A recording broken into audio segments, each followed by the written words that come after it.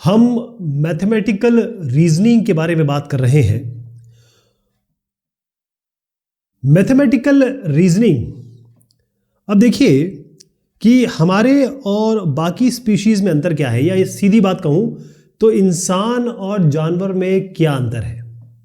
इंसान और जानवर में यही अंतर है कि हमारे पास सोचने की शक्ति है और बहुत अच्छी सोचने की शक्ति है।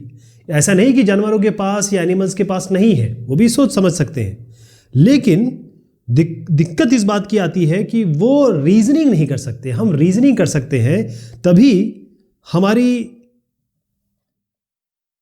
ग्रुप में या हमारे समाज में कई लोग माना जाता है कि भाई ये बड़े इंटेलिजेंट हैं, कई माने जाते हैं कि थोड़े से नॉर्मल हैं, है ना। मैथमेटिकल रीजनिंग की जहाँ तक हम बात करते हैं तो यहाँ पर दो तरीके की रीजनिंग आती है। तो मैथमेटिकल रीजनिंग को मैं दो भाग में डिवाइड करूँगा। पहला भाग इसमें हो गया आपका इंडक्टिव रीजनिंग। क्या हुआ? Inductive reasoning. और दूसरा भाग जो हुआ इसमें वो है डिडक्टिव रीजनिंग। Deductive reasoning. अब मैथमेटिकल इंडक्शन जो हम ऑलरेडी देख चुके हैं वो थी इंडक्टिव रीजनिंग, यानी कि अगर x के लिए सही है तो x प्लस 1 के लिए सही होगा, x प्लस 1 के लिए सही है तो x प्लस 2 के लिए सही होगा, तो सभी के लिए सही होगा, पूरी सीरीज पूरे चीज़ों के लिए सही होगा। लेकिन हम जो डिस्कस करने वाले हैं यहाँ पर वो है deductive reasoning. Deductive reasoning, deductive का मतलब ये होता है, डिडक्शन मतलब ये होता है कोई चीज़ हुई उससे आप क्या सोच रहे हैं। जैसे मान लीजिए बरसात का सीजन है और आज बरसात गिर रही है, आपको क्या करना चाहिए? आपको छतरी लेके जानी चाहिए, क्योंकि आपको लगेगा बरसात का सीजन है तो आपको छतरी लेनी चाहिए। ये डिडक्टिव रीजनिंग है। अब इसमें क्या करेंगे, कुछ ऐसे शब्द आएंगे जब हम सवाल भी करेंगे, उन शब्दों को ज़रा अच्छे से समझें। इससे पहले कि मैं आपको स्टेटमेंट के बारे में बताऊं, मैथमेटिक्स में स्टेटमेंट क्या होते हैं और अंग्रेजी में स्टेटमेंट क्या होते हैं। देखिए, सबसे पहली चीज़ ये है कि हम कम्युनिकेट करते हैं, आपस में बात करते हैं, और हम जब आपस में दो लोग बात कर रहे होते हैं या मल्टीपल लोग बात कर रहे होते हैं तो आपस में हम क्या करते हैं, हम अपने कुछ भी सेंटेंसेस फॉर्म करते हैं ताकि हम अपने आइडियाज़ बता सकें, या हमारा कोई भी ध्यान है, कई थॉट्स हैं, हम ये बता सकें, है ना। यही तरीका होता है अंग्रेजी से बोलने का। किसी भी लैंग्वेज में ले लीजिए, मैं अंग्रेजी इंग्लिश की ही बात नहीं करूँगा, किसी भी लैंग्वेज में हम कम्युनिकेशन करते हैं अपनी चीज़ें बताने के लिए, उसकी चीज़ें समझने के लिए। तो कई तरह के सेंटेंसेस हम यूज़ करते हैं, हम किसी भी लैंग्वेज को ले सकते हैं, अंग्रेजी ही नहीं, सभी लैंग्वेज में। देखिए, सबसे पहले मैं आपसे कहूँगा जो होता है असर्टिव। असर्टिव सेंटेंस, देखिए शब्द इसमें है असर्टिव। असर्टिव मतलब होता है डिक्लेरेटिव। डिक्लेरेटिव का मतलब ये होता है कि आप कोई चीज़ कह रहे हैं, असर्ट कर रहे हैं, बता रहे हैं। या डिक्लेयर मतलब ये होता है कि आपने उस चीज़ को कहा ताकि लोग उसे सुने, आपने डिक्लेयर कर दिया कि मैं आज से राजा हूं। या आप ये कह सकते हैं कि मार्स सपोर्ट लाइफ, यानी मार्स जो प्लैनेट है उसमें जिंदगी है, तो ये आपने असर्ट किया है, ठीक है। दूसरे टाइप का अगर हम सेंटेंस देखें तो वो होता है इंपेरेटिव सेंटेंस। इंपेरेटिव सेंटेंस का मतलब क्या हुआ? इसका मतलब ये होता है कि जहां पर आप किसी से कुछ रिक्वेस्ट कर रहे हैं या किसी को कुछ आज्ञा दे रहे हैं, या तो कुछ किसी से मांग रहे हैं थोड़ा शिथिलता से, इज्जत से, या किसी को कोई निर्देश दे रहे हैं, तो इसको हम कहते हैं इंपेरेटिव सेंटेंस। जैसे आपने कहा, प्लीज़, थोड़ा शॉर्ट में लिखूंगा, टाइम ज़्यादा लग जाएगा इसलिए शॉर्ट में लिख रहा हूँ, प्लीज़ ब्रिंग मी टी, चाय लेके आइए मेरे लिए। तो आपने एक जो कहा है वो है इंपेरेटिव सेंटेंस। Imperative sentence. एक और तरीका का सेंटेंस होता है, उसे हम कहते हैं एक्सक्लामेटरी। एक्सक्लामेटरी बोलते हैं इसको। एक्सक्लामेटरी का मतलब ये होता है कि अगर आप हतप्रभ रह गए, चकित रह गए, आश्चर्य में है, तब यानी कि आप कोई स्ट्रॉन्ग फीलिंग, बहुत स्ट्रॉन्ग फीलिंग अगर आप दर्शाना चाह रहे हैं, तब आप क्या करेंगे? आप ये एक्सक्लामेटरी सेंटेंस यूज करते हैं। जैसे, oh how big is the fish,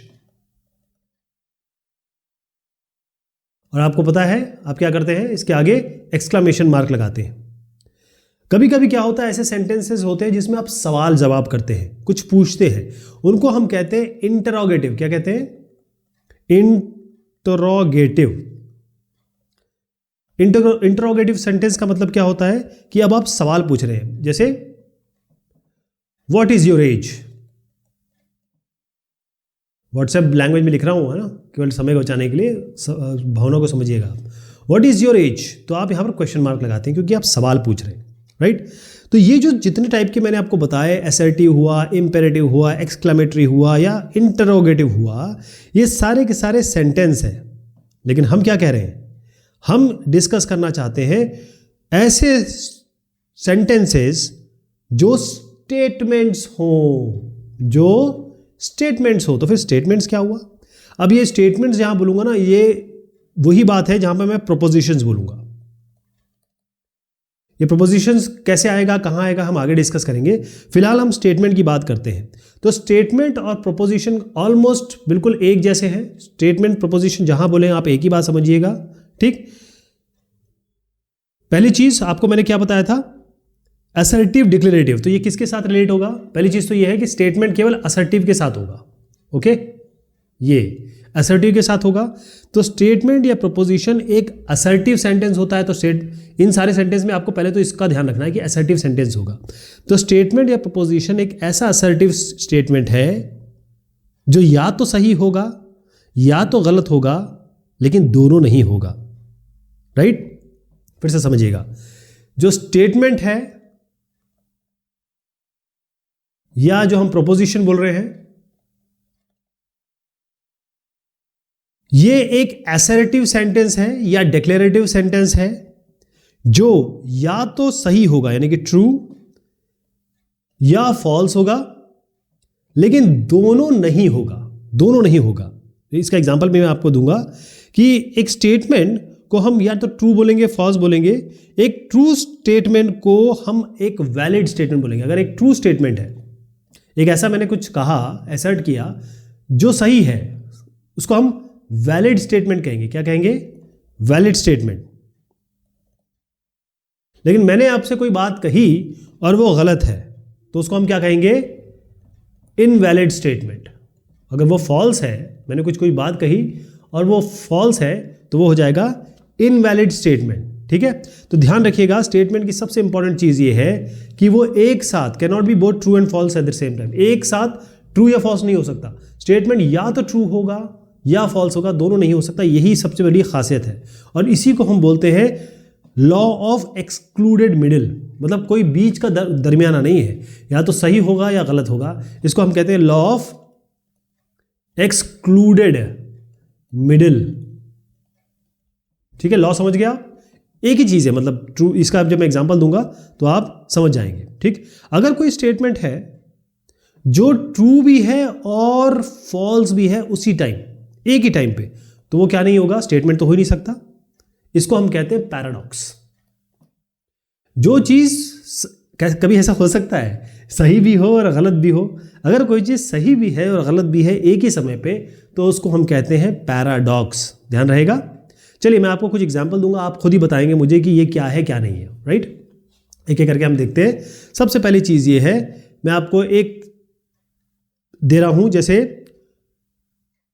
2 + 3 कितना होता है? इज 5। ये जो मैंने स्टेटमेंट बोला, ये डिक्लेरेटिव स्टेटमेंट है। पहले तो असर्टिव है, ठीक।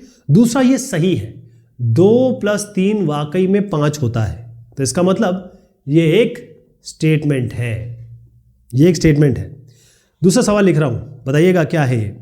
एक स्टेटमेंट लिख रहा हूं, the earth is a star. Earth यानी हमारी पृथ्वी एक तारा है। क्या है ये? पहली चीज तो ये है कि ये सेंटेंस क्या है। क्या हम ये स्टार कहेंगे इसको? अर्थ तो प्लैनेट है। वैसे तो अगर ब्रह्मांड में देखा जाए तो सभी स्टार कहते हैं, लेकिन स्टार ये होते हैं जिनके पास जो चमकते हैं, जिनके पास अपनी ऊर्जा नहीं होती है ना। और लेकिन अर्थ को हमने जो डिवाइस किया है वो प्लैनेट किया है।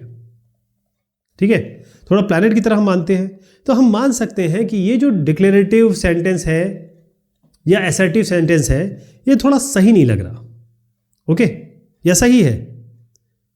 ये स्टेटमेंट तो है क्योंकि ये डिक्लेरेटिव स्टेटमेंट है, बस बात ये है कि ये फॉल्स है। मैं इसका एक एग्जाम्पल और दूंगा, ये थोड़ा सा कंफ्यूजिंग हो गया, मैं और दूंगा आपको। तो इसका मतलब ये है कि ये स्टेटमेंट है। क्यों? क्योंकि अगर कोई चीज़ है और वो गलत है, आपने कुछ बोला और वो गलत है, तो भी तो स्टेटमेंट है वो। आप कह सकते हैं इनवैलिड स्टेटमेंट है। जैसे एग्जाम्पल देता हूँ थोड़ा इसी की तरह, ये है, यही दे देता हूँ, 3 + 4 = 6। 3 + 4 = 6 होता है क्या? नहीं होता, 7 होता है। लेकिन ये तो असर्टिव सेंटेंस भी है, ये डिक्लेरेटिव सेंटेंस भी है, और ये स्टेटमेंट भी है। बस बात ये है कि ये इनवैलिड स्टेटमेंट है, ये आपका वैलिड स्टेटमेंट था। ध्यान रखिएगा, दोनों ही स्टेटमेंट है, दोनों ही प्रपोजिशन है, एक सही है, एक गलत है। चलिए मैं तीसरे टाइप का लिख रहा हूं, मुझे जरा बताइए ये क्या है। तीसरा जो है वो है स्विच ऑन द लाइट। इसका मतलब क्या है? स्विच ऑन द लाइट मतलब आप किसी से कह रहे हैं भाई ऐसा ऐसा करो, लाइट जला दो, ये तो कह रहे हैं।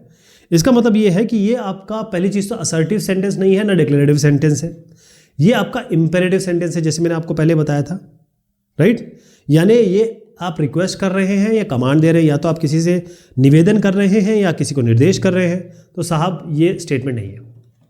ठीक है जी, ये स्टेटमेंट नहीं है। क्लियर?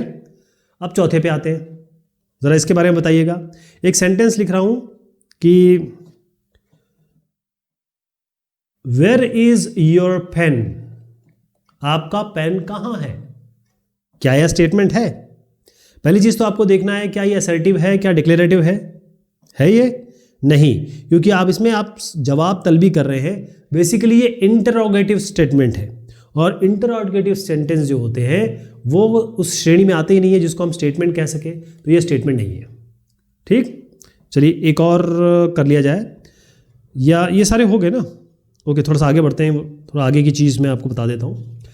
तो आपको अब क्लियर हो गया होगा कि स्टेटमेंट क्या होते हैं, वैलिड क्या होता है, इनवैलिड क्या होता है। अब मैं बताना चाह रहा हूँ आपको negation of a statement, negative of a statement. तो हम बात कर रहे हैं negative of a statement. Statement को मैं शॉर्ट में ST लिखूंगा। तो नेगेटिव ऑफ अ स्टेटमेंट, अगर आप किसी चीज़ को मना कर दे रहे हैं, डिनायल कर दे रहे हैं, जैसे आपके पास एक स्टेटमेंट है, ST लिखूंगा ना, एक स्टेटमेंट है P, मान के चलते हैं P। तो अगर आप कहते हैं मैं इसका निगेशन करना चाहता हूं, तो आप क्या कहेंगे? ये P लिखेंगे, इसके आगे एक टाइल्ड साइन लगा देंगे, टिल्डे कहते हैं इसको, टाइल्ड। तो इसको पढ़ेंगे कैसे? इसको पढ़ेंगे नॉट P। पढ़ेंगे कैसे? Not P। तो ये बनता कैसे है? जैसे मैं अगर आप कोई सेंटेंस लिखूं और मैं ये बताना चाहूं कि भाई इसको हम निगेट कैसे करेंगे, तो उसके लिए कुछ, जैसे आप मना करेंगे तो कैसे लिखेंगे? इट इज नॉट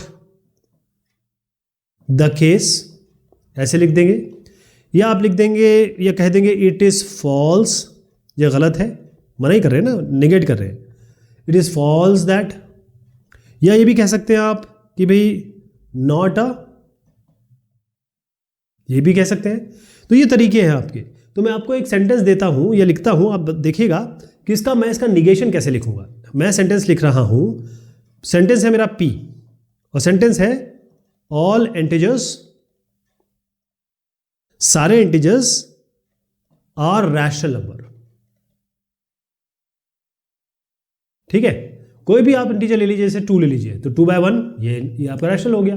कोई भी इंटीजर उठा लीजिए, आप डिवाइड बाय 1 करके उसको आप कह ही सकते हैं कि भैया रैशनल नंबर है, तो इसमें कुछ गलत तो है नहीं।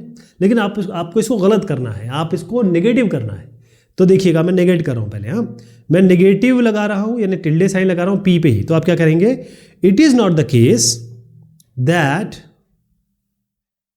All integers are rational number. Short में लिख रहा हूं। हो गया? एक और बना दे, टाइल्ड साइन लगाइए। It is false that all integers are rational numbers. ये भी तो हो गया, ये इसका निगेशन हो गया। ये गलत है कि सारे इंटीजर रैशनल नंबर होते हैं, ऐसा केस नहीं होता कि सारे के सारे इंटीजर्स रैशनल नंबर होते हैं। एक और निगेशन कर लेते हैं। आप ये कह सकते हैं कम से कम, एट एटलीस्ट वन इंटीजर, कम से कम एक इंटीजर होगा, एक ऐसा इंटीजर होगा is not a rational number. आपने देखा, मैंने एक ही सेंटेंस जो कि वाकई में सही है उसको गलत कर दिया, गलत कर दिया, गलत कर दिया, मतलब निगेट कर दिया। तो इसी तरीके से एक नेगेटिव सेंटेंस होता है, उसको हम जब निगेट करेंगे, मतलब नेगेटिव का अगर हम निगेट कर देंगे, इसके आगे नेगेटिव लगा देंगे, तो वो पॉजिटिव बन जाएगा, वो एक्चुअल सेंटेंस बन जाएगा। आपको जरा नंबरों से समझाता हूं तो ज़रा समझ में आएगा। जैसे मैंने आपको स्टेटमेंट दिया P, और स्टेटमेंट है मेरा 7 ग्रेटर देन 9। 7 ग्रेटर देन 9 है, पहले तो यही दिख रहा है, ये गलत है, लेकिन हमको इससे पे ध्यान नहीं देना है। हमको देना है कि निगेशन ऑफ P क्या होगा। निगेशन ऑफ P सीधा ये होगा कि 7 9 से बड़ा नहीं है। या इसको दूसरी तरीके से लिख सकते हैं, टाइल साइन तो लगाना ही लगाना है। आप ये कह सकते हैं 7, ये बड़ा की बात है तो आप छोटा कर दीजिए, छोटा या बराबर होगा 9 से। तो ये दोनों जो है वो आपको इसकी सार्थकता पे नहीं जाना है कि भाई 7 ग्रेटर देन नहीं है या गलत है या सही है। आपको नेगेटिव मतलब ये जो कहा जाए उसका उल्टा कर देना बस। निगेशन ऑफ अ स्टेटमेंट समझे आप, ये है जो भी चीज़ आएगी उसका आप नेगेटिव सेंस लेंगे। ओके, चलिए अब हम स्टेटमेंट जान चुके, अब आपको मैं कंपाउंड स्टेटमेंट बताता हूं।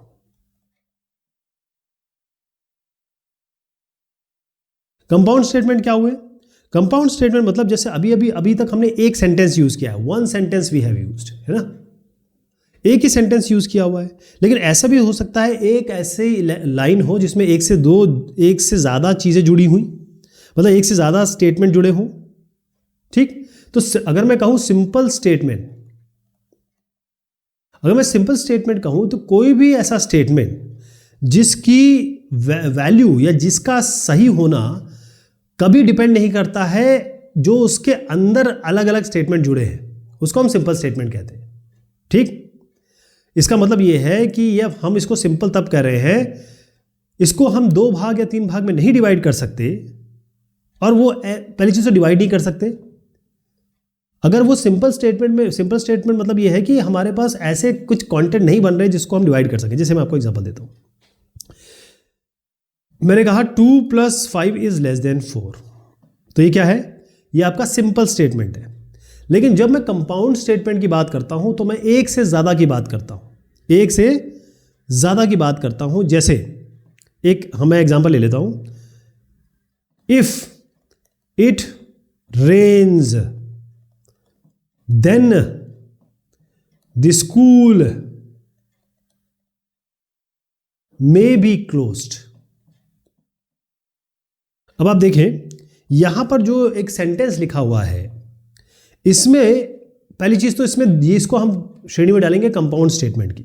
उसका क्या कर सकते हैं, क्योंकि इसमें 2 सिंपल स्टेटमेंट है। एक तो यह है कि इफ इट रेन्स, तो आप यहां लिखेंगे इट रेन्स।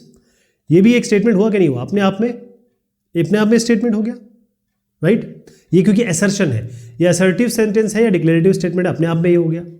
दूसरा, इसी में से अगर हम निकालने की कोशिश करें तो क्या आएगा? The school may be closed.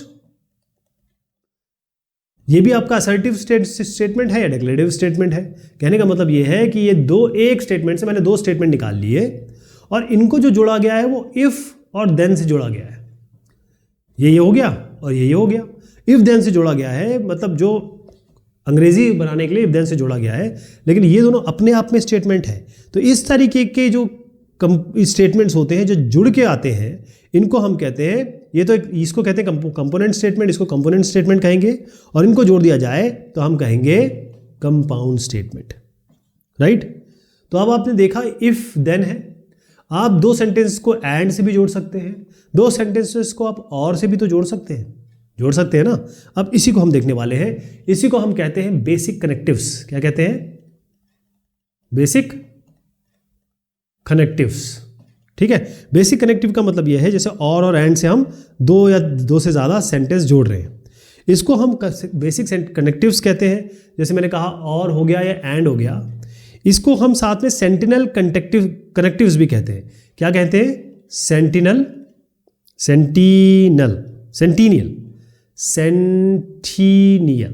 Okay, centennial connectives कहेंगे, या हम सीधा कनेक्टिव्स भी कहें तो कोई दिक्कत नहीं है। ठीक है, कनेक्टिव्स कहिए या सेंटिनियल कनेक्टिव्स कहिए।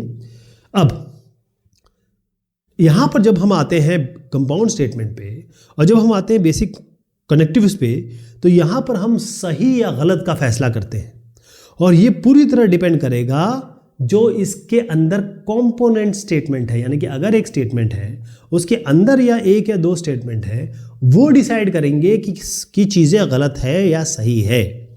ओके, जैसे आप अब देखिए, मैं आपको एक और एग्जांपल देता हूँ।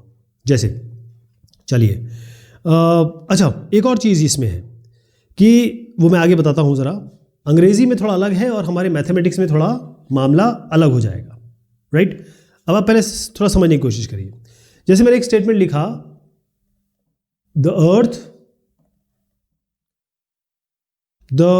इसको दो भाग में भी मैं डिवाइड कर सकता हूं, ठीक है। Earth is round and the sun is cold, ठीक है जी। और आप देखिए, द अर्थ इज राउंड तो आपका एक स्टेटमेंट हो गया, एंड सेंटिनियल कनेक्टिव हो गया, और सन इज कोल्ड, ये दो हो गए। तो मैं इसको डिवाइड कर सकता हूं, P the earth is round, ठीक है। और Q क्या हो गया, दो स्टेटमेंट बना सकता हूं, द सन इज कोल्ड, ठीक। अब इन दोनों को मैंने डिवाइड किया। अब आपको समझने की जरूरत यह है, क्योंकि यहां से कहानी शुरू हो रही है, यहां से कहानी ये शुरू हो रही है कि पहली चीज तो ये दोनों अनरिलेटेड है। आप कभी ऐसे कह सकते हैं कि भाई बरसात हो रही है इसलिए मैं गरीब हो गया, या आज मुझे भूख नहीं लग रही क्योंकि सोने का भाव चढ़ गया। ये अनरिलेटेड चीज़ें हो गई ना। तो हम क्या करते हैं कि जब इंग्लिश की बात आती है तो हम हमेशा वो चीज़ें जोड़ते हैं जो तर्क संगत हो, जो सेंटेंस बनाएगी। लेकिन मैथमेटिक्स में ऐसा नहीं है। मैथमेटिक्स में हम जो कनेक्टिव कह रहे हैं, और यहाँ पर आप देखिएगा कि अगर मैंने कह दिया the earth is round, the sun is gold, earth round है true, sun is cold false, बस ये है इसका उत्तर मतलब आपको यहां से इस तरीके से सोचना है। कहने का मतलब जो क्यू स्टेटमेंट है वो आपका क्या है, द सन इज कोल्ड, बिल्कुल गलत है। और अगर आप कहते हैं पी, अरे ये तो ट्रू हो गया। तो अब मैं आपको ये बताने जा रहा हूं कि जब हम एंड लगाते हैं तो क्या होता है। एंड लगाते हैं तो क्या होता है, जब हम पहला स्टेटमेंट, मान लीजिए पहला स्टेटमेंट पी है, ये दूसरा स्टेटमेंट क्यू है। अब ये कुछ भी हो सकता है। जैसे अगर मैं आपको एक और एग्जांपल दे देता हूं। जैसे हमने कहा कि भाई, सीधा स्टेटमेंट लिख रहा हूं आपका, 9 is greater than 4 and 2 is less than 7। तो इसको अलग अलग कर लेते हैं, चलो क्यू और आर में कर लेते हैं। क्यू हो गया आपका 9 ग्रेटर देन 4 और आर हो गया आपका 2 लेस देन 7। इसको मैंने यहाँ ले लिया, इसको मैंने यहाँ ले लिया। 9 4 से बड़ा है, ट्रू। 2 7 से छोटा है, 7 2 से बड़ा है, ट्रू। ट्रू ट्रू हो गया, इसमें ट्रू फॉल्स आ गया। एंड में हमेशा जब तक दोनों ट्रू नहीं होंगे तब तक ये पूरा सेंटेंस ट्रू नहीं होगा, अदरवाइज हमेशा ये सेंटेंस फॉल्स रहेगा। यानी दोनों को सही होना होगा तभी काम बनेगा। जब मैंने कहने का मतलब, अगर मैं इसका ट्रूथ टेबल बना दूं, जैसे मैंने कहा ये P है, ये Q है, ये मेरा एक सेंटेंस ये है, दूसरा सेंटेंस ये है। इसको मैं करता हूँ ट्रू ट्रू फॉल्स फॉल्स, इसको करता हूँ ट्रू फॉल्स ट्रू फॉल्स। मैंने आपसे क्या कहा, दोनों जब सही होंगे तभी सही होगा। इसका मतलब जब आप दोनों ट्रू होंगे तभी ये ट्रू होगा। एक भी फॉल्स है, इसमें एक फॉल्स है, इन दोनों में एक फॉल्स है, और इन दोनों फॉल्स है, तो हमेशा फॉल्स रहेगा। ठीक है जी। और का आप ये एंड का समझ गए। इसी के साथ आता है और। ये बेसिक कनेक्टिव्स एक और बता रहा हूं मैं आपको, वो है और। ये बेसिक कनेक्टिव है। इसमें कहानी क्या चल रही है, बिल्कुल सेम चीज़ है, बस मतलब है तो आपका कंपाउंड स्टेटमेंट होगा, दो इसमें चीज़ें होंगी, दो लाइनें होंगी। जैसे अगर मैं आपसे कहूं कि मेरे पास एक स्टेटमेंट है कि द सन शाइन्स और इट रेन्स, या तो सन मतलब सूरज चमकेगा या पानी गिरेगा। हाँ, अब इसमें देखिएगा, मैं इसको अलग कर रहा हूं। एक पी स्टेटमेंट हो गया हमारा, एक यहां से यहां तक हो गया, द सन शाइन्स। क्यों ले लिया हमने, वो क्या हो गया, इट रेन्स। ठीक है। अब इसको हमने जोड़ा है इस और से, ये दूसरा स्टेटमेंट यहां ले लिया मैंने, इसको और से जोड़ा है। तो ये जो और मैंने आपको बताया, इसकी मेन कहानी ये है कि ये तभी फॉल्स होगा जब दोनों फॉल्स होंगे। Sun shines true, it rains, it may rain, क्या पता, और इट रेन्स अगर वाकई में बरसात हो रही है तो ट्रू कर दीजिए, नहीं हो रही है तो फॉल्स कर दीजिए। ओके, लेकिन इसका जो ट्रूथ टेबल में बनाऊंगा, अगर मैं यहाँ पर P लिखूँ और Q लिखूँ, ये हमारे दो अलग अलग स्टेटमेंट है कंपाउंड स्टेटमेंट में, और फिर से मैं वही करता हूँ, ट्रू ट्रू फॉल्स फॉल्स और true false no true false true false, ये हमारे 4 कॉम्बिनेशन बन जाते हैं। ट्रू के अगर मैं P और Q कर रहा हूँ तो ट्रू ट्रू ट्रू देगा, फॉल्स ट्रू ट्रू देगा, ट्रू फॉल्स ट्रू देगा, मतलब जहाँ भी एक ट्रू है ये हमेशा ट्रू आ जाएगा। लेकिन दोनों फॉल्स है तभी ये फॉल्स होगा। तो जब दोनों फॉल्स होंगे तो फॉल्स आएगा, और मैंने जो एंड बताया, जब दोनों ट्रू होंगे तभी ट्रू होगा, अदरवाइज सब जगह फॉल्स रहेगा। क्लियर हो गया? ये आपका और हो गया। और मैं 2 चीज़ें मैं आपको बता दूं, जब भी हम बात करेंगे हम बात कर रहे हैं इंक्लूसिव और की। ठीक है, इंक्लूसिव और एक्सक्लूसिव और का मतलब ये होता है, इसमें देखिए ये अंग्रेजी की तो बात अलग है, यहां पर P और Q और बोथ, या तो P सही होगा या Q सही होगा या दोनों सही होंगे, यानी कि ये ट्रू होगा या ये ट्रू होगा या दोनों ट्रू हो जाएंगे, है ना। इसे कहते हैं हम इंक्लूसिव और। लेकिन एक एक्सक्लूसिव और भी होता है। इसका मतलब ये होता है, एक्सक्लूसिव और का मतलब ये होता है कि in case of exactly one of the 2 alternatives, मतलब या तो ये होगा या ये होगा, दोनों एक साथ नहीं होंगे। ठीक, इसमें जैसे हमने कहा कि भाई सन भी शाइन कर सकता है, बरसात भी हो, क्योंकि अगर सूरज चमक रहा है तो बरसात तो हो सकती है ना, एक जगह हो रही है दूसरी जगह नहीं हो रही है। लेकिन ऐसा नहीं हो सकता कभी भी कि भाई ये भी ट्रू हो, ये ट्रू हो या ये ट्रू हो, दोनों एक साथ नहीं होंगे, या ये फॉल्स हो, दोनों एक साथ फॉल्स नहीं होंगे। ये आपका एक्सक्लूसिव और में आता है, राइट। तो हम जब भी बात करेंगे, एक्सक्लूसिव और के समझाने के लिए किया है, इसमें है नहीं इसका, केवल आपको ये जो हमने और बताया ना, दिस इज इंक्लूसिव और। ओके, एक और चीज़ आपको बताता चलता हूं, क्योंकि इसके बाद हम लेने वाले एक इंपॉर्टेंट चीज़, उसे कहते हैं क्वांटिफायर। लेकिन मैं यहाँ पर आपको थोड़ा सा बताते चलूँ कि अगर P और Q 2 सिंपल स्टेटमेंट है, तो जो निगेशन होता है कंपाउंड स्टेटमेंट का, वो कैसे बनेगा। जैसे मैं आपको बताऊं, जैसे P और Q अगर आपको करना है, अगर इसका निगेशन करेंगे आप इसका, तो निगेशन बनेगा not P and not Q। हुआ क्या? अगर आप इसको निगेट करना चाहते हैं पूरे को, तो और को एंड कर दीजिए, इसके आगे निगेट लगा दीजिए और इसके आगे निगेट लगा दीजिए। ठीक, दूसरा बता रहा हूं आपको कि अगर आपको नॉट P एंड Q करना है, तो आप क्या करेंगे, सबसे पहली चीज़ तो एंड को और करना पड़ेगा, इसके आगे निगेट कर दीजिए, इसके आगे भी निगेट कर दीजिए, ये भी निगेट लगा दीजिए, ये निगेट। ठीक है, डिजिटल इलेक्ट्रॉनिक्स वगैरह में काम आएगा आपको ये सब जो चीज़ मैंने बताई। ओके, हमने डिस्कस किया अभी मैथमेटिकल रीजनिंग, अभी हम केवल कंटेंट देख रहे हैं, इसके बाद थोड़ी चीज़ें और हैं वो हम अगली बार डिस्कस करेंगे। तब तक के लिए शुक्रिया, मेहरबानी आप सभी की।